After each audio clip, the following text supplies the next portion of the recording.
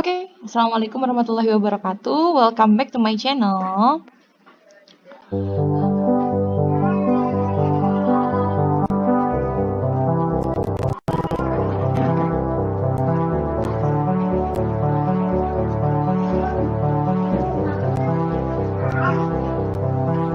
Kali ini kita mau bahas statistika deskriptif.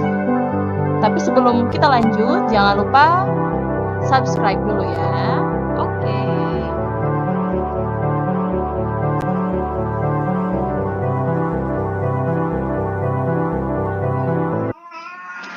Oke, kita mau lanjut ke materi yang saat ini akan kita lanjutkan. Pertama-tama saya ingatkan dulu mengenai istilah dalam statistika yang sudah pernah saya bahas di pertemuan sebelumnya ya.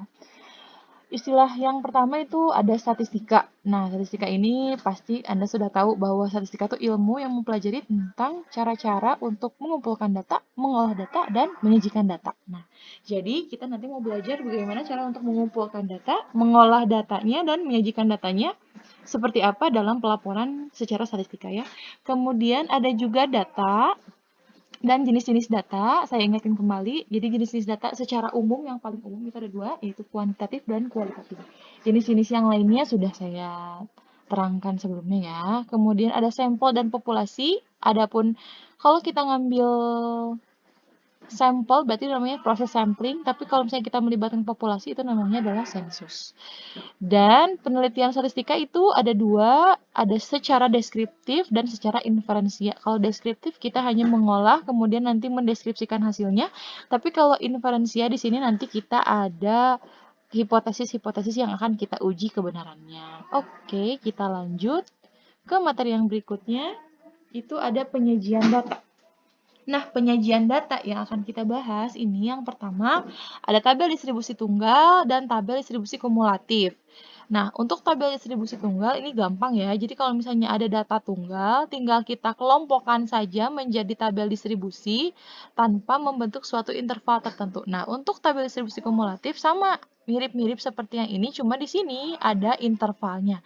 Nah, untuk menentukan intervalnya dan banyaknya kelas, ada beberapa aturan yang dinamakan dengan aturan Sturges. Oke, ini kenapa harus ada aturan Sturges? Karena nanti nilai dari masing-masing ukuran statistiknya itu supaya sama. Jadi kalau misalnya nanti berbeda, seperti pertemuan sebelumnya ya, kan kita sudah pernah membuat tabel distribusi kumulatif tanpa aturan nih. Nanti hasilnya kan beda-beda, walaupun hasilnya beda-beda, tapi tetap nilainya itu mirip-mirip. Nah, supaya sama semua orang ini harus pakai aturan Sturges. Oke? Nanti kita akan bahas juga tentang cara menyajikan data dalam bentuk diagram batang, diagram lingkaran, dan diagram garis. Oke. Nah, sekarang kita mau lanjut ke ukuran statistik deskriptif. Ukuran statistik deskriptif yang pertama itu adalah ukuran pemusatan. Kenapa sih namanya ukuran pemusatan? Karena nanti hasilnya itu kalau misalnya setelah diurutkan dari yang terkecil ke yang terbesar, nanti dia hasilnya pasti selalu berada di tengah gitu. Nah, di sini ukuran pemusatan itu ada 3. Ada yang pertama ini rata-rata atau mean, ini pasti sangat familiar bagi kamu. Nah, ini ada 3 rumusnya ya. Ini untuk data tunggalnya yang benar-benar tunggal tanpa tabel distribusi. Kemudian yang ini tabel distribusi tapi untuk yang tunggal. Kalau ini tabel distribusi untuk yang kumulatif. Nah, mirip ya, mirip dengan ini. Bedanya kalau XI-nya yang ini diketahui, tapi kalau untuk yang kumulatif ini XI-nya kita belum tahu. Nah, nanti kita harus tentukan terlebih dahulu XI-nya itu mana gitu ya. Oke, yang kedua ada modus. Modusnya itu adalah data dengan frekuensi yang paling banyak, tapi setelah diurutkan ya, akan lebih baik kalau misalnya setelah diurutkan.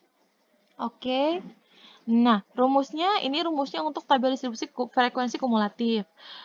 Kenapa cuman ada rumusnya ini? Karena untuk data tunggal dan tabel distribusi frekuensi tunggal, itu cuman kita lihat aja mana yang paling banyak frekuensinya, udah selesai.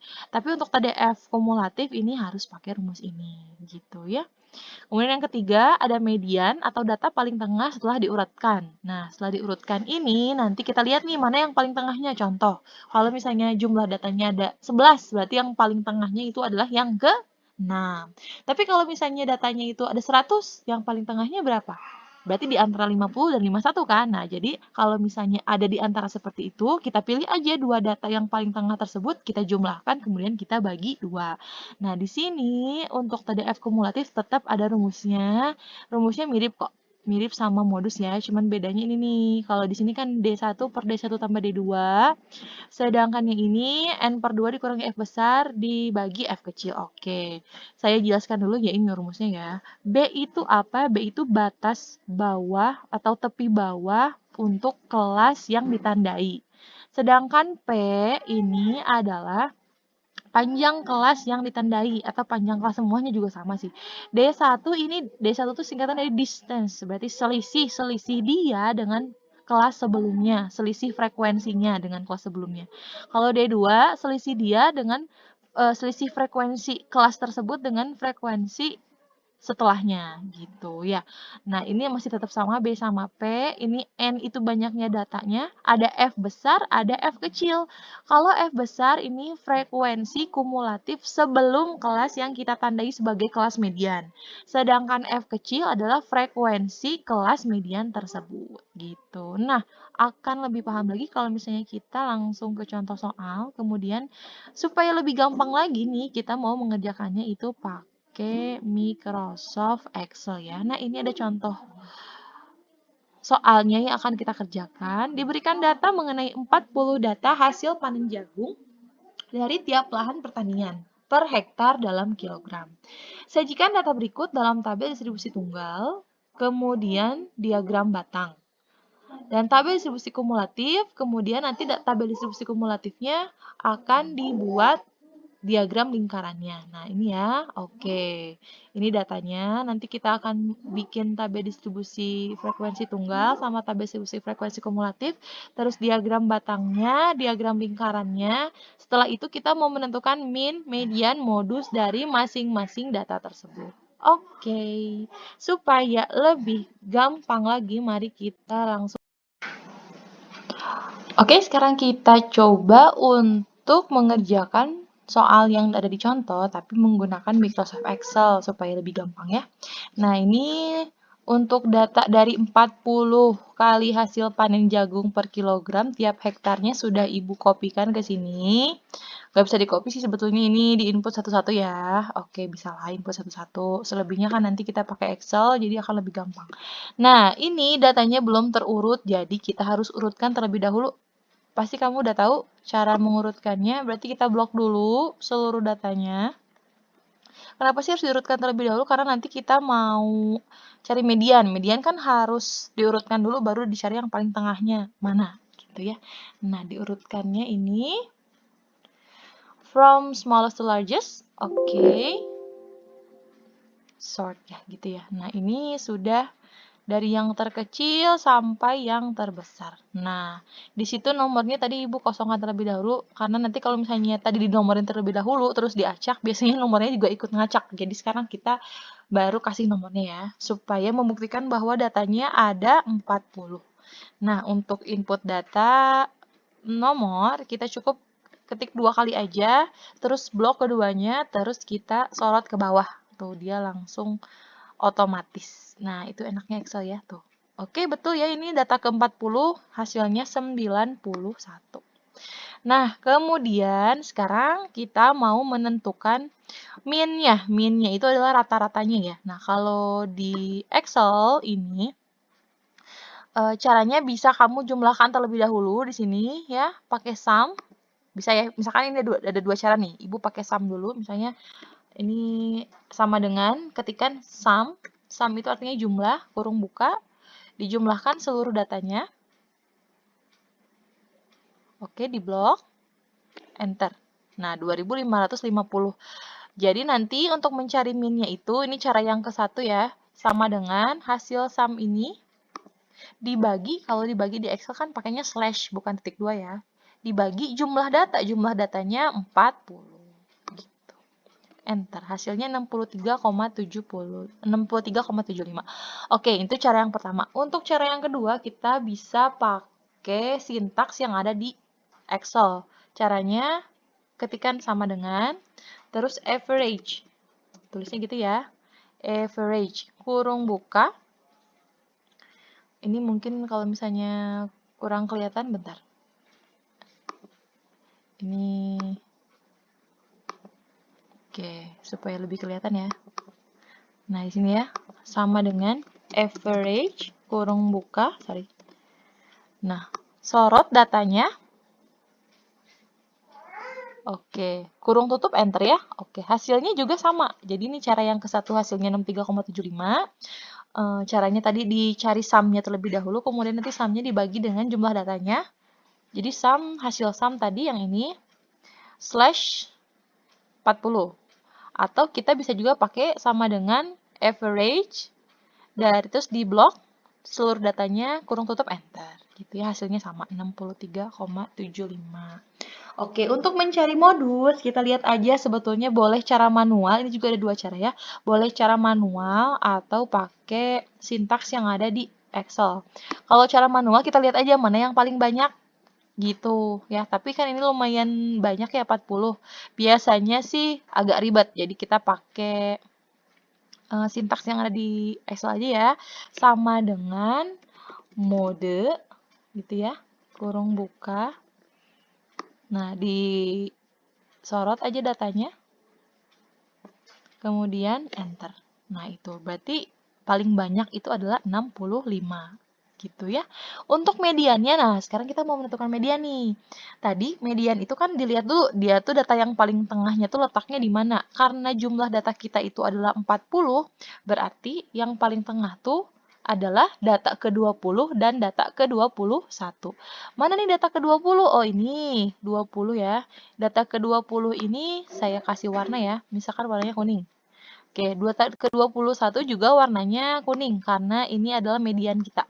Jadi, yang namanya median ini karena dia jumlahnya genap, jumlah datanya genap, maka kita ambil dua data paling tengah, kita jumlahkan, terus kita bagi dua. Jadi 65 ditambah 65 dibagi dua, hasilnya 65. Itu kebetulan kalau misalnya sama. Gimana Bu kalau misalnya ternyata data ke-20-nya itu 70, data ke-21-nya 80, ya sama caranya. 70 ditambah 80 dibagi 2, berarti hasilnya 75. Oke, kebetulan ini sama ya, datanya 65. Jadi nanti 65 tambah 65 dibagi 2, hasilnya 65 gitu. Nah, seperti yang kita lihat nih, min, modus, median, semuanya tuh ini datanya berdekatan kan? Di sekitar 60 sampai 65. Nah, 60 sampai 65 kan adanya di tengah. Nah, that's why statistik deskriptif yang sekarang kita bahas itu namanya statistik ukuran pemusatan gitu. Oke, kita lanjut. Nah, di sini tadi nggak ada instruksi untuk membuat diagram untuk data tunggal ya. Jadi sekarang kita coba aja diagram. Kan tadi instruksinya untuk TDF tunggal bikin diagram batang, kemudian TDF kumulatif bikin diagram lingkaran ya, gitu. Nah, sekarang kita coba yang ini untuk menentukan diagram garisnya seperti apa. Caranya kita sorot datanya, kemudian insert. Nah, di sini kita pilih karena kita mau diagram garis, cari yang diagram garis, bentuknya garis-garis yang mana yang ini. Gitu ya. Maunya nih ada titik-titiknya, boleh. Yang nggak ada titik-titiknya juga boleh. Misalkan Ibu mau pakai titik-titiknya ya. Atau nih saya maunya sukanya yang 3 dimensi, oke ya, biar lebih bagus. Nah, ini 3 dimensi ya.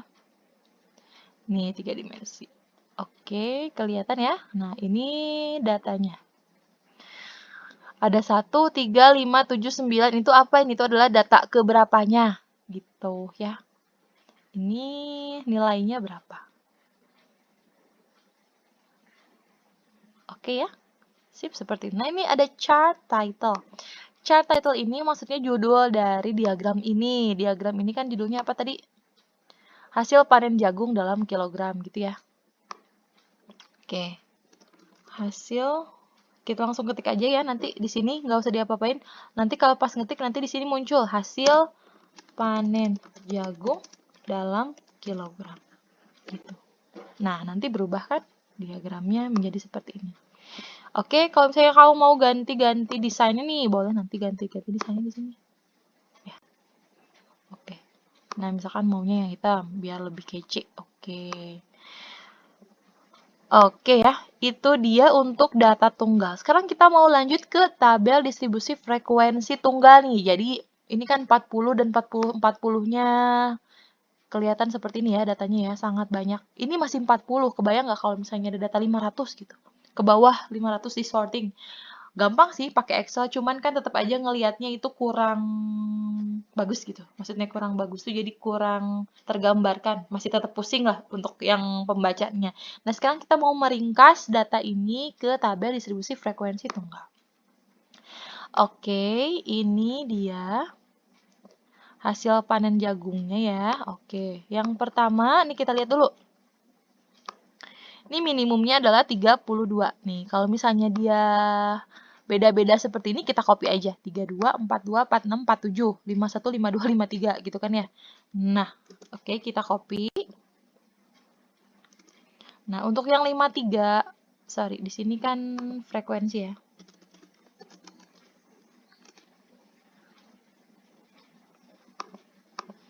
Oke, kita pertebal hurufnya. Oke.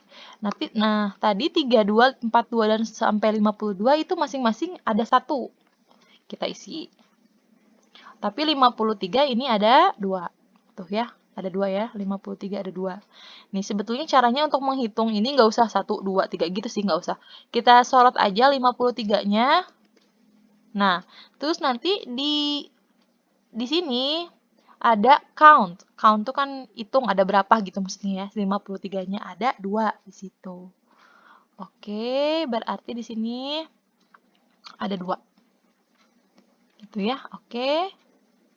Terus kita lanjut, ini masih beda-beda. Kalau beda-beda kita langsung copy aja 54, 55, 59.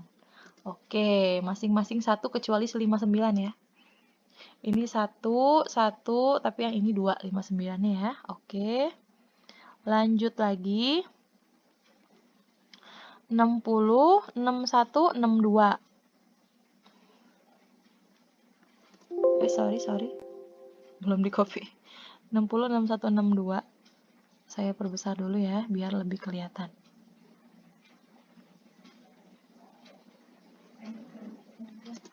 Oke, ini 60 sama 61-nya tadi masing-masing ada 1, tapi 62-nya ada berapa nih? Kita coba pakai cara yang tadi. Sorot aja 62-nya. Oke, sebenarnya kelihatan 3 sih ya, cuman kita pakai nanti kalau misalnya datanya lebih banyak kan akan lebih gampang gitu kalau kita ngelihat di sini ada 3. Oke. 3. Terus 63, 64, 65. 63, 64-nya ada 1. Oke, ini nggak usah pakai warna. 63-nya 1, 64-nya juga 1. Sekarang kita mau ngitung 65.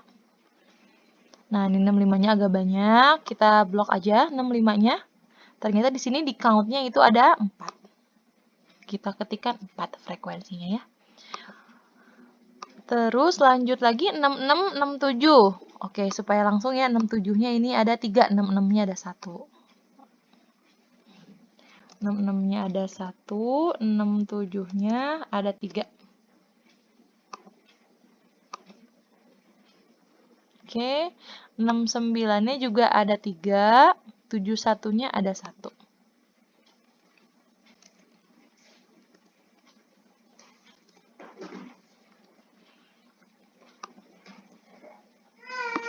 Oke, 72-nya ada 3. 72-nya ada 3 ya.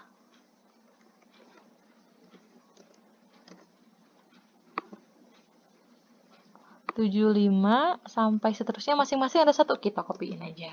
Kita tulis masing-masing sama dengan 1. Frekuensinya ya.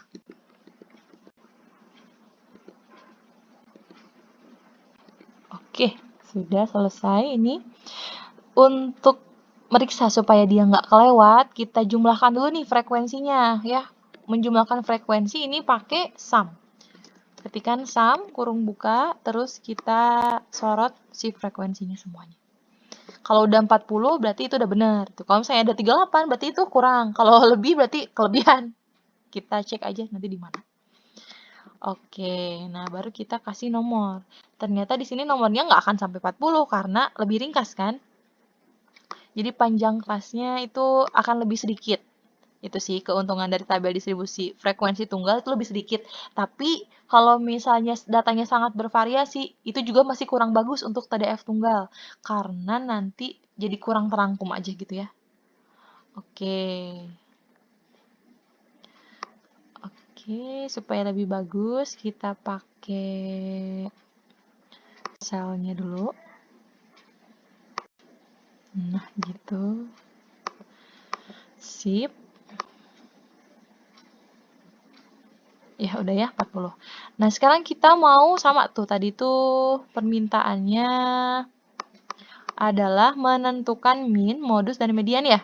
Tapi sebelumnya kita kopikan dulu min, modus, dan mediannya yang mau kita tentukan. Oke, nah untuk menentukan min-nya, tadi rumusnya kalau di PowerPoint itu adalah sigma FI dikalikan dengan XI. Berarti ini harus kita kalikan dulu, ini XI-nya. Ini adalah XI-nya. Ini saya kasih tanda ya, ini XI. Ini adalah FI. Gitu.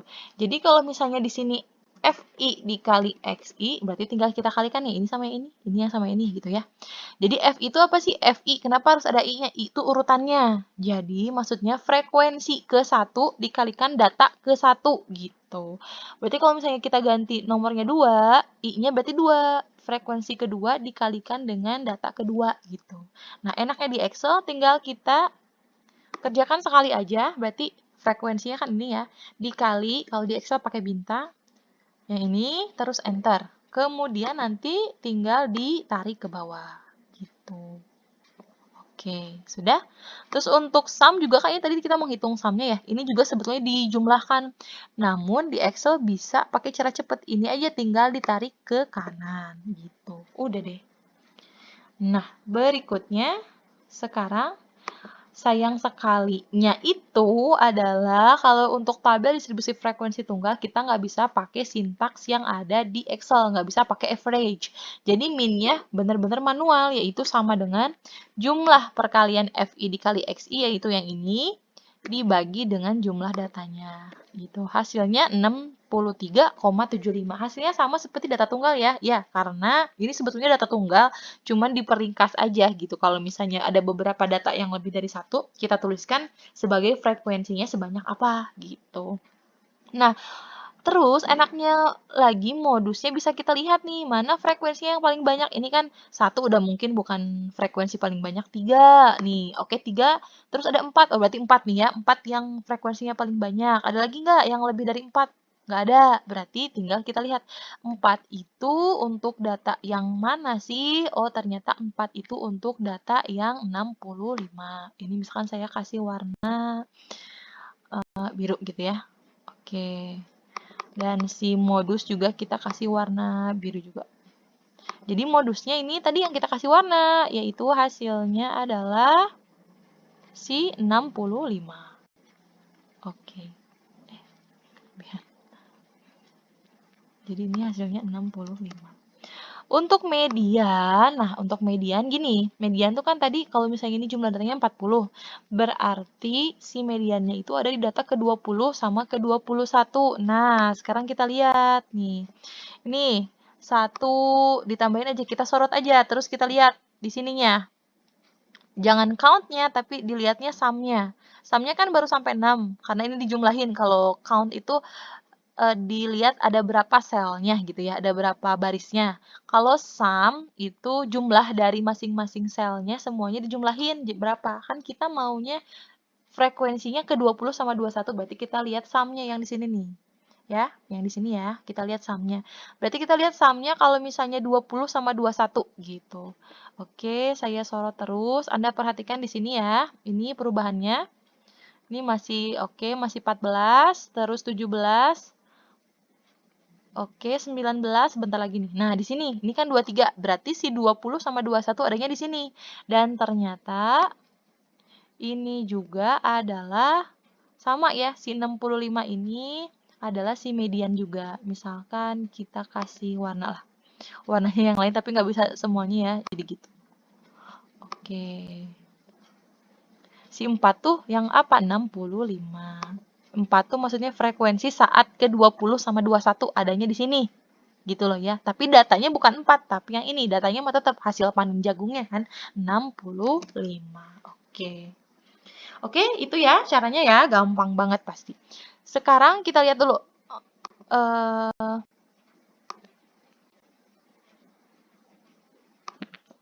Sorry, ininya tadi tugasnya itu adalah menentukan apa?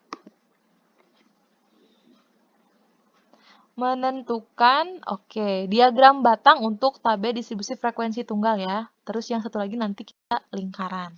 Nah ini, TDF tunggalnya kita mau bikin sebagai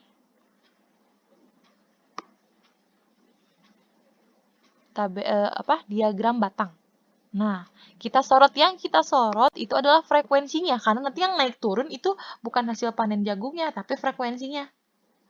Gitu, ya. Nah, sekarang kita lihat. Sekarang kita lihat caranya insert, terus di sini cari yang diagram batang nih ini. Misalnya mau yang 3 dimensi. Ini ya, 3 dimensi ya. Oke, nah gitu. Oke, misalkan maunya yang hitam juga boleh. Gini ya. Oke, nah ini kan 1 dan seterusnya. Tapi di sini bukan 1, 2, 3, 4, 5, 6, 7 kan, tapi harusnya 3, 2, 4, 2, 4, 6 gitu. Nah, caranya supaya kita mau mengganti ini nih, ya, si legend dari ini, itu caranya adalah select data. Nah, di sini kan seri 1-nya itu udah benar, tapi pada saat di sini yang horizontal atau axis labelsnya yang salah. Kita edit. Nah, dia kan maunya diminta masukannya yang mana dong gitu ya. Nah, kita sorot aja ini datanya gitu. Oke, kalau udah oke. Terus di oke lagi. Kemudian sekarang kita lihat perbedaannya. Nah, sekarang legendnya udah betul. Gitu ya. Seperti biasa, di sini kita ganti dengan hasil panen jagung dalam kilogram. Nih, kita lihat di sini ya, ngetiknya di sini. Jadi kamu klik aja terus ketik, nanti dia berubah kalau di enter. Gitu. Oke? Cukup mudah ya. Sekarang kita lanjut ke TDF kumulatif nih. TDF kumulatif ini yang paling ringkas, tapi kita harus pakai aturan yang tadi sudah Ibu bahas, yaitu aturan Sturges untuk menentukannya. Nah, untuk menentukannya, kita yang pertama harus tentukan dulu minimum dan maksimum. Minimum itu berarti data yang paling kecil, maksimum berarti data yang paling besar. Kita lihat aja, ini minimumnya berapa? 32. Kamu boleh berdasarkan TDF tunggal atau data tunggal ya, sama aja, karena TDF tunggal sama data tunggal itu sama aja. Minimumnya 32, maksimumnya adalah 91.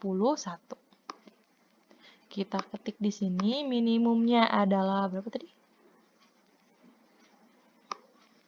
32, maksimumnya 91. 32, maksimumnya 91. Terus kita mau menentukan range ya. Range-nya itu adalah maksimum dikurangi minimum. Berarti ketika dia sama dengan ini, sorot ya si 91 dikurangi minimum. Minimumnya adalah 32. Enter. Gitu. Terus tentukan K. K itu panjang kelasnya. Panjang kelasnya itu nanti ada kelasnya ada berapa gitu ya.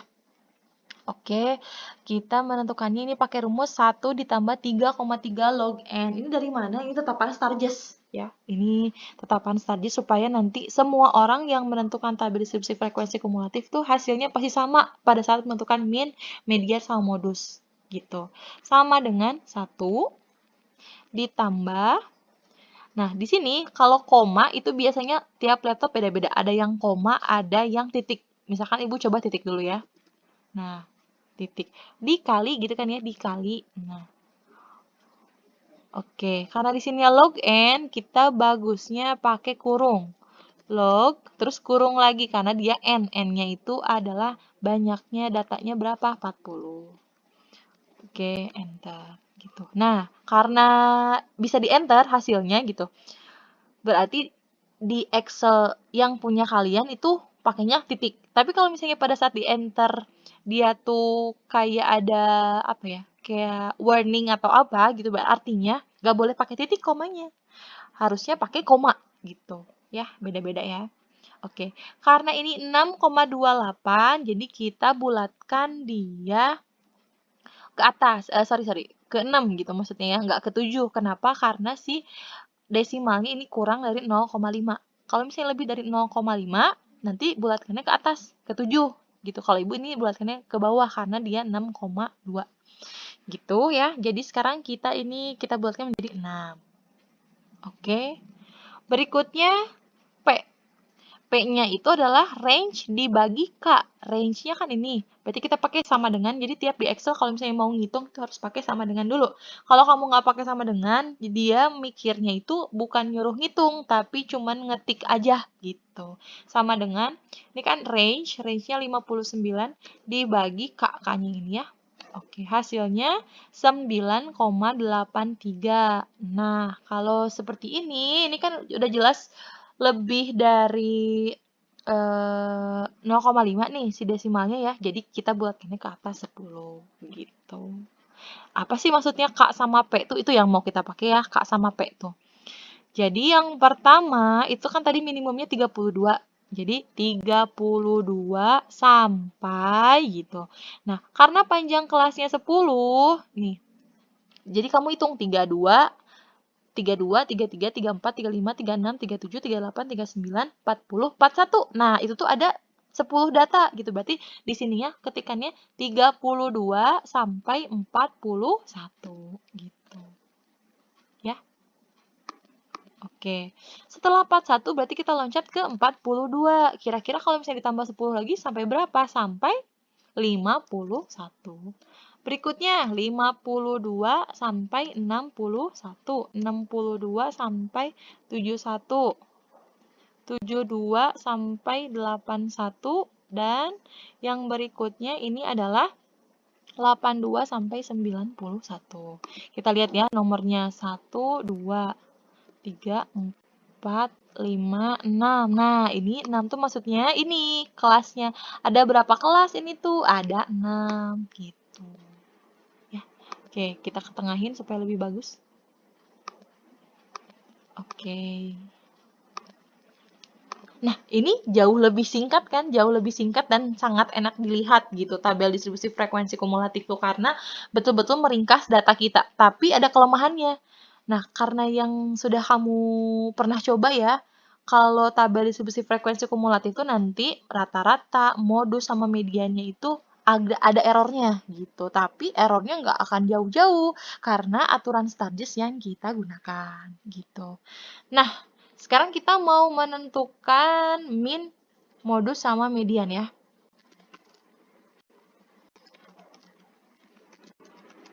Oke.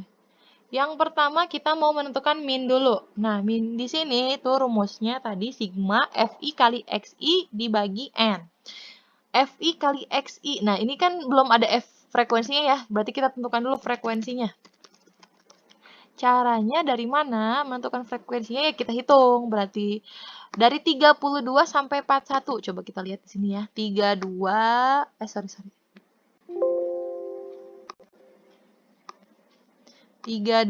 sampai 41 berarti sampai mana? Cuma dia sendiri ya, ada 1. 42 sampai 51. 42 sampai 51 berarti sampai sini ya. Nah, sekarang kita blok frekuensinya. Dari sini sampai sini. Nah, kita lihat di sini. Sumnya berapa? 4. Berarti di sini 4. 52 sampai 61. Mana 52 tuh kan yang ini ya. Sampai 61. Nah, 61 tuh yang mana? Yang ini kan? Nah, di sini kita sorot si frekuensinya. Terus kita lihat di sini sumnya, jangan countnya. Sumnya adalah 9. Jadi frekuensinya 9. 62 sampai 71. Berarti dari sini sampai 71 sampai sini ya. Kita lihat sumnya berapa? 17. Oke, di sini 17. 72 sampai 81. 72 sampai 81. Lihat sumnya lagi 7. Oke. Terakhir yang ini kan, 2 ya.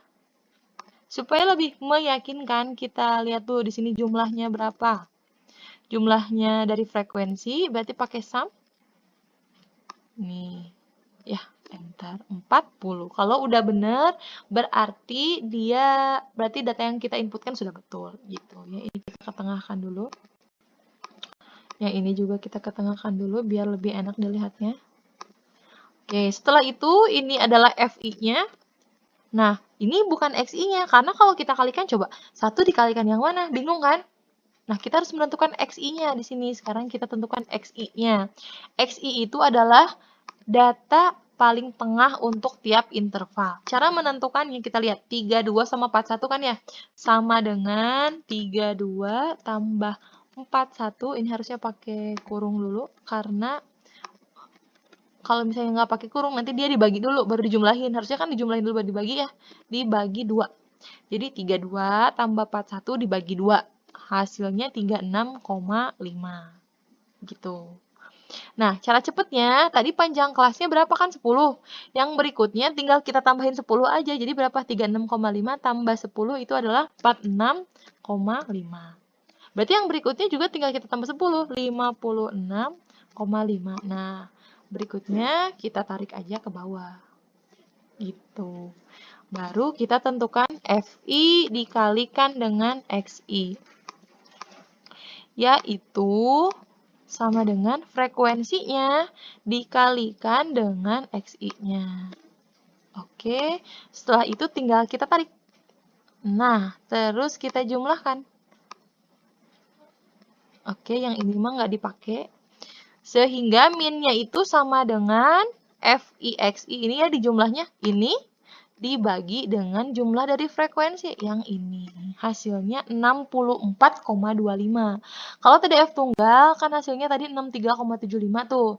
Nah, ini ada errornya. Errornya sekitar 0,5. Nah, itu nggak apa-apa ya, karena ini kan benar-benar meringkas dari yang asalnya 40 data gitu. Bayangin kalau misalnya 200 data dan kamu nggak bisa ngeringkas gitu. Gimana cara untuk menyajikannya, kan itu sangat rumit sekali ya. Jadi lebih bagus kalau misalnya di TDF kumulatif. Tapi ya itu kelemahannya, ada errornya walaupun cuma sedikit gitu. Nah, berikutnya kita mau menentukan modusnya. Modusnya itu rumusnya adalah B ditambah P. Coba kita lihat. Nah, ini B ditambah P kali D1 dibagi D1 ditambah D2. Nah, oke. B-nya apa? Nah, sekarang kita lihat dulu. Modus itu adalah frekuensi yang paling banyak. Nah, di antara pilihan ini mana yang frekuensinya paling banyak? 17 kan? Kita tandai bahwa dia itu akan menjadi kelas modus yang warna kuning tuh ya. Oke. Nah, tapi kan kita bingung nih, mana ya 62 atau 71? Kan banyak bilangannya tuh 62 sampai 71. Kita pakai rumus. Rumusnya tadi B. B-nya itu apa? Nih, Ibu tulis sini aja ya, B-nya ya. Misalkan yang warna kuning gitu ya. Ini kita warnain kuning dulu. Ini ada B, ada B, ada P, ada D1, ada D2 gitu kan ya. Nah, B itu tepi bawah. Kita lihat batas bawahnya kan 62. Tapi 62 ini supaya errornya lebih sedikit, kita tarik lagi ke atas. Nah, dari 62 sampai 61 tengah-tengahnya berapa? 61,5. Jadi sama aja seperti 62 dikurangi setengah. 61,5 gitu. P-nya berapa? P-nya tetap yang ini, yang kita bulatkan tadi 10. D1. Nah, D1 ini adalah selisih frekuensi dia dengan yang sebelumnya. Berarti 17 dikurangi dengan 9 sama dengan 17 dikurangi dengan 9. Gitu. Ya, harus yang paling gede dikurangi yang paling kecil ya. Kalau D2 selisih dia dengan setelahnya. Berarti 17 sama 7 sama dengan 17 dikurangi 7. Sorry, 17-nya harusnya di blok. Enter. Nah, gitu. Sehingga untuk menentukan modusnya sama dengan B-nya kan ini. Oke. Ditambah P-nya 10. dikali, nah kurung buka, D1 dibagi, nah kan yang dibaginya itu D1 tambah D2. Supaya itu bisa kita kerjakan pakai kurung lagi. D1 ditambah D2, kurung tutup 2 kali, enter. Nah, hasilnya 65,94 gitu. Sekarang kita mau menentukan median. Misalkan median maunya warna apa? Warna hijau lah ya. Oke, warna hijau. Kita lihat, median tuh kan datanya yang ke-20 sama 21, kita lihat. 1 tambah 4, 5. Tambah 9 di sini masih 14. Kalau ditambah 17, itu udah 31. Berarti 20 sama 21 juga ada di sini ya. Nah, oke, kita tandai lagi dia jadi warna hijau karena dia mau jadi kelas median. Sama nih caranya. Rumusnya untuk median itu adalah B ditambah P kali N per 2 dikurangi F besar per F kecil. Oke, berarti kita mau menentukan ini, kita kasih. Nah, itu dulu. Ada B-nya, ada P-nya, ada F besarnya, ada N per 2, ada F besarnya, ada F kecil, gitu ya. Nah, ini kita warnai juga. Oke, B-nya berapa? B-nya tetap sama, karena kebetulan sama dengan kelas modus, jadi 61,5. Kalau misalkan beda ya sama aja, tinggal dikurangi setengah aja sih, tapi bawahnya ya. P-nya sama, 10. 10.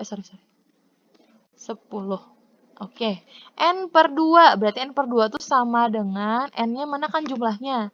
Dibagi 2. Oke, F besarnya, nah F besar ini adalah frekuensi kumulatif sebelum dia. Dia tuh mana? Frekuensinya kan 17. Yang sebelumnya mana? 9, 4, sama 1. Karena dia kumulatif, frekuensi kumulatif sebelum, artinya kita jumlahin. 1 tambah 4 tambah 9. Di sini kita lihat sumnya adalah 14. Gitu. Sedangkan F kecilnya adalah frekuensi dirinya sendiri, yaitu 17, gitu ya. Oke, sekarang kita masukin ke rumus. Sama dengan B ditambah P dikali kurung buka, gitu ya, N per 2. Karena yang atas tuh harus dikurangi terlebih dahulu, jadi kita kurungnya 2 kali ya. Nah, gitu. Ini dikurangi F besar, kurung tutup, dibagi F kecil. Kurung tutup lagi, enter. Hasilnya 65,0294. Gitu. Nah, kalau kita bandingkan nih hasilnya dengan TDF tunggal, ini, nah, ada errornya dikit ya. Dikit, gak apa-apa. Oke, kalau di statistika itu kalau misalnya ada error sedikit, tapi errornya itu berlaku untuk umum gitu ya, itu nggak apa-apa. Ada yang namanya itu nanti standar error gitu. Ya, oke. Nah, itu dia untuk menentukan ukuran pemusatan dari masing-masing jenis penyajian data. Sekarang kita mau menyajikan data ini ke dalam tadi itu diagram lingkaran. Nah, sama diagram lingkaran berarti caranya sama seperti yang TDF tunggal untuk menentukan diagram batang. Berarti frekuensinya kita sorot dulu, insert, terus pie chart. Nah, yang ini yang bentuknya kayak potongan kue ini ya. Misalkan Ibu maunya 3 dimensi. Oke, gitu. Nah, ini kan warna-warnanya ada. Tapi warna-warnanya hanya mewakili 1, 2, 3, 4, 5, 6. Kan harusnya mah 3, 2, sampai 4, 1 gitu kan ya. Nah, caranya sama. Tinggal select data. Yang ini udah oke, yang ini yang salah kan? Sekarang kita edit. Nah, axis label range-nya kita sorot yang ini. Baru oke. Oke lagi. Nah, sekarang udah jelas bahwa yang biru itu, yang biru muda ini, berarti si yang kecil ini adalah 32 sampai 41. Yang besar ini, yang kuning adalah 62 sampai 71 gitu. Chart title-nya seperti biasa kita ganti menjadi hasil panen jagung dalam kilogram. Oke. Nah, biasanya kalau misalnya yang pie chart seperti ini kan nggak kelihatan berapa-berapa angkanya. Biasanya digunakan untuk mana sih yang paling banyak gitu. Jadi yang paling banyak tuh pada saat 62 sampai 71 kg gitu. Ya, oke. Oke, mungkin materi kita hari ini sampai sini dulu. Nanti kita akan lanjutkan ke ukuran letak, tapi yang dibahas hanya kuartil saja, kemudian sama ukuran penyebarannya. Terima kasih. Oke, that's all untuk hari ini. Mudah-mudahan banyak manfaatnya ya. Jadi, nantikan terus lanjutan dari materi ini di channel YouTube Ibu. Jangan lupa subscribe. Assalamualaikum warahmatullahi wabarakatuh.